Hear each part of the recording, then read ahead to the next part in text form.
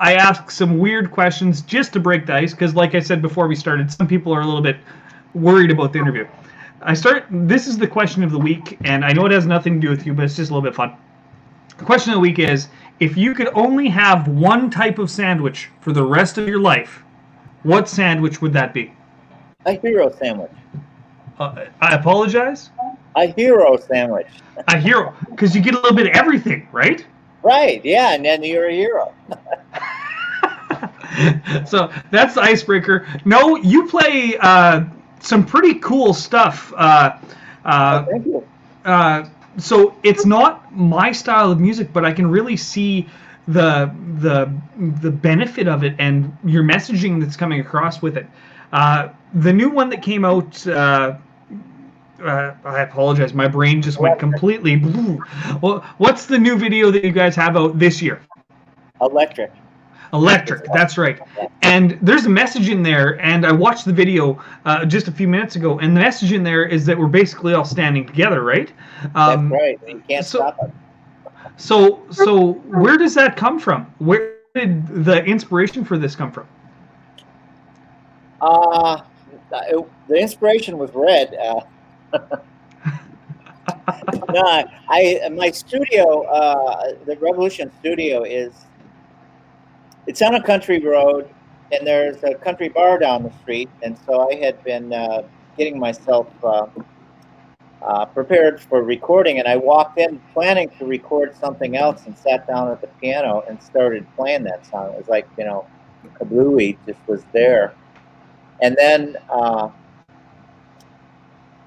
the lyrics, I forgot. It was something. I was talking to someone. He was telling me about his daughter. I think she's 4 or 5 years old right now, and he's saying, yeah, by the time that she's a teenager, she'll be dating robots, because of AI. Holy cow! I know, wow, that could really happen. And then it's tough for us guys because those robots are real fucking smart. The bad part is they'll outperform us too. Yeah, right. So the when I look at your music, it's very creative, and I think the videos take a large part of that as well. And my real job is as a hypnotist, and watching it, there's several subliminal. Yeah, that's what I do. I work across. I do comedy shows across Western Canada, and when I look at it, you can see some of the subliminal messaging that's in there. And I know it probably wasn't intended, but there's some pretty cool stuff in there. The video specifically, it's got the homeless guy, and he's carrying the sign saying, "I used to be one of you," or something along those lines, right? Oh, yeah, yeah. When we put subversive backwards messaging in all our songs. Okay. So there's forward subversive messaging too. That's awesome. Where does the creativity for your stuff come from? And what's the purpose behind your music? When I talk to musicians, some of them are really quiet. I want to know who you actually are and your purpose with what you do. Well, so I am very private and quiet 90% of the time, and the other 10% when I'm with the band, I kind of get it all out. But yeah, I'm more like an observer.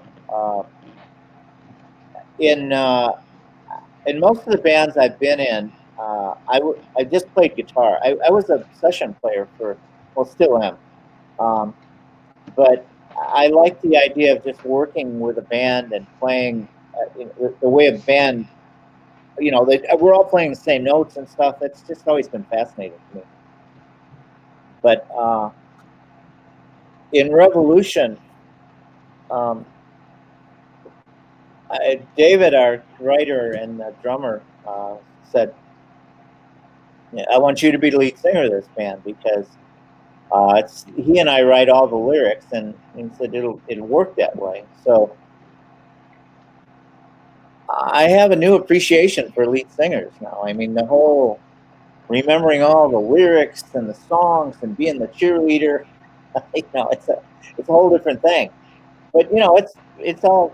I guess it's still a reflection of who I am, uh, how I do it. That makes sense. You, Yeah. artistic types sometimes have trouble getting their stuff across, and digging deep into what they actually are. So when you look back at your past, in the early days, who were your main influences when you first got into music? Country songs. Really, Yeah. really. Oh yeah. In fact, I have a whole slew of country songs that. In fact, I just sent one to Eileen the other day. Uh, but Johnny Cash, I thought he was cool. The Men in Black and great songs. And then Willie Nelson. To me, his voice was too sweet, but his songs were great. Uh, I whereas get say that. Chris Christopherson was really singing like he just drank a barrel of whiskey. Uh, and I didn't like his voice as much, but I liked his songs. It was weird because on the one hand I thought Willie Nelson was too sweet, and I thought Chris Christopherson was too rough. But and then rock and roll really got me, and the Beatles. The way that when I started buying Beatles albums, I mean uh, and there was so much. How you tend to when you're young, you think the world started when you were born. And there was Yep. really nothing before you. Well, the Beatles were like, whoa, where did they come up with this stuff? And the fact that they had, especially, what album was it? Uh, was it Let It Be or the White Album, where they had sort of snippets of songs, Polyethylene Pam, and uh, those types of things, where they were real thematic. I thought that was really cool too. And with our music, I try to do that. I mean, I really struggle recording these songs because I don't want to just put it out, right? For one thing, once it's on the internet, it's there forever. You It's know, there forever. Yep. you're gonna be judged by that for the next 100 years, and and we want it to mean something. David even probably is more picky about that than I am, and his lyrics are.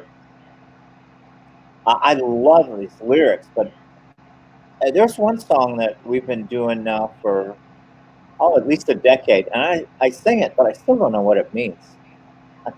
I can kind of get across the words, but the deeper meaning of it, I'm one of these days I'll ask him. I don't know. I'm kind of saving that You to know, find out what that's about.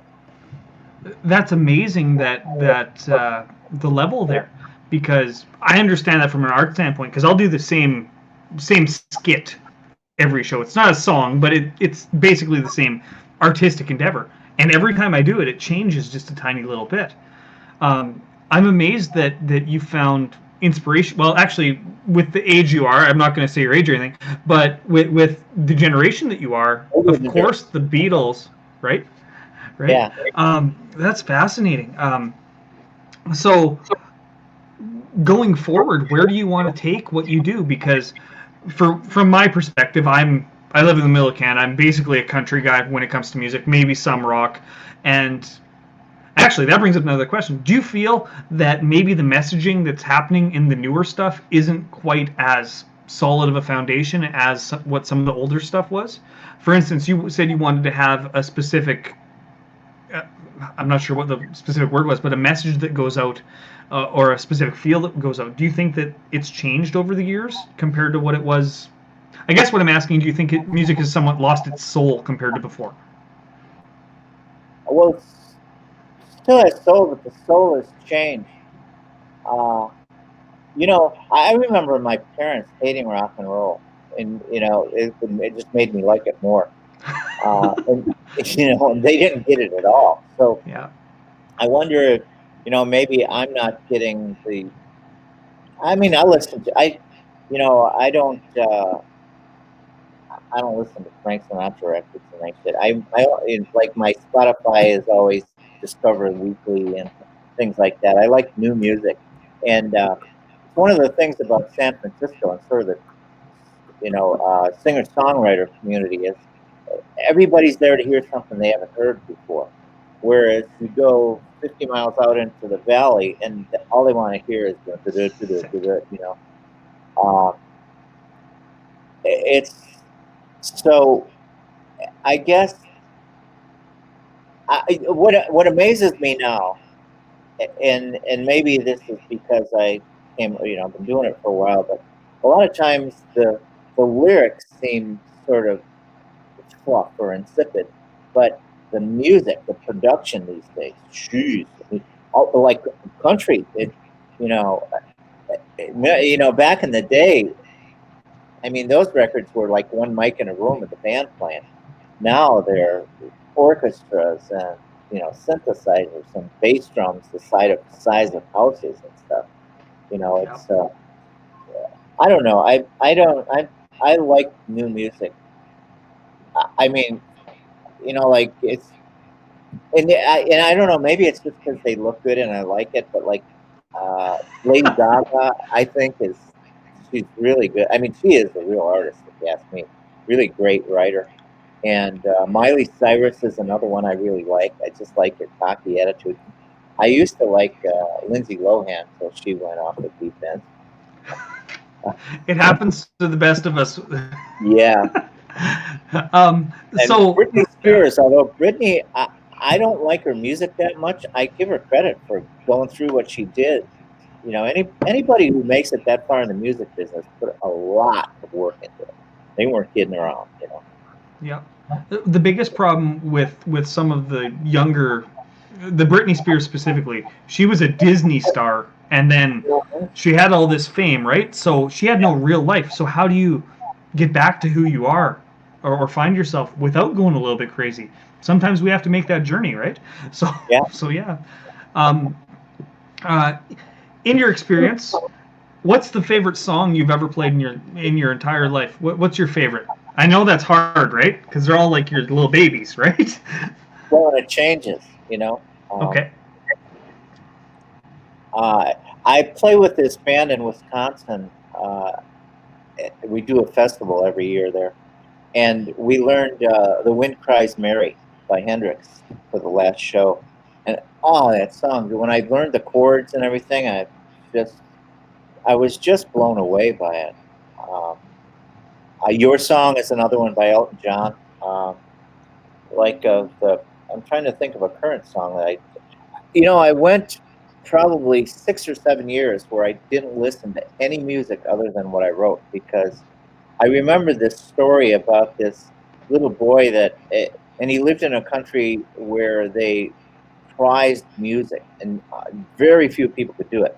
And when they would find a savant like that, they would put him out in the woods in a cabin with big organ, and he would never talk to people and never be influenced by other music. And people would come into the woods and listen, and it was like a royalty thing. You'd hear this incredibly pure music. And then one day he got curious and he snuck into town and heard a band, and everybody instantly knew, and he got kicked out of the cabin and had to go to work in a mine. But anyway, what struck me was that, there's if you can force yourself to work at it and you don't listen to other people, you will be original, right? Maybe you might. I've written songs. I've written a lot of songs, but I've written songs, and a week later, I hear almost the same song by somebody else on the radio. And I used to think they were following me around or something. But the thing is, it's sort of the community. We're all moving forward, and a lot of us gets the same inspiration. Maybe it's the cloud that day, and we all went, "Oh, well, look at that," and thought about writing about a cloud. Yeah. I don't know the favorites. I mean, Electric is really fun to play live, but that's our own song. That's sort of. But I was questioning on what you said, where you kind of do the same show every night, and it's a little different every time. It's kind of like us, I don't really look at what we do as art as much as performance. once you write it and record it, it's there, and then what you do with it that's the trick, right? That's what will draw people in. It's a painting copied over and over again, right? Yeah, you can do it over and over again. I worked with Devo quite a bit, and Jesus, a long time ago I met him, and they're doing the same set the last 25 years, but they do it every night's a little bit different. Sometimes it's kind of sloppy, but other times it's inspired. So, yeah, I think that eventually we all start to phone things in, right? If we get tired of certain things, and it's about trying to keep things fresh as much as possible, as much as we can. So revolution.com, that's where people can find you. We're at the 16-minute mark. It went quick. I have one final question before I let you go about your day, and that's I ask everybody. With this COVID stuff, we're all locked in the house, or most of us are. Some states are open. But what's one thing you've done today, not for anybody else, but for yourself, to make yourself happy? I had a glass of wine with you, my new friend. I'd be drinking the hard stuff. It's down there, but my wife gets mad if I drink in the afternoon. So I do want to thank you. I'm in our studio building, so I'm headed right to the into the room, so I can have a glass of wine, so I don't have to drive. Well, I do want to thank you so much for being here. I know it's a small show, and it's probably smaller than you're used to. So thank you for being part of my show, and it's been fantastic to talk. Oh, it's my pleasure. It really was, Gary. Jesse. Awesome. That's okay. Anyway, everybody. I read from left to right. Like I'm one of those. There's a name for that. But I looked at Lewis first, and then thought Jerry. It's okay. Most people call me Jerry Lewis when they see me anyway, because that's just what's in popular culture, right? Anyway, I will end the broadcast. We end it in one way. I'm going to ask you to put your hand up and wave bye-bye and just say bye-bye, and we'll end it, and I'll keep you on for 30 seconds. All right. Ending broadcast.